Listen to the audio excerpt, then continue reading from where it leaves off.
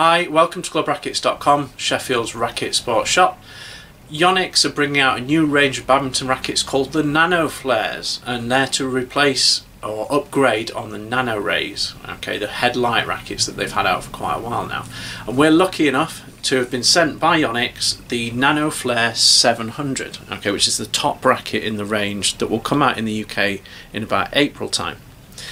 So, the Nano Rays, as I said, are the headlight series for Yonex, so they're meant to be really fast through the air and really quick. But because of the light-headedness of the range, they did tend to suffer from a bit of lack of power.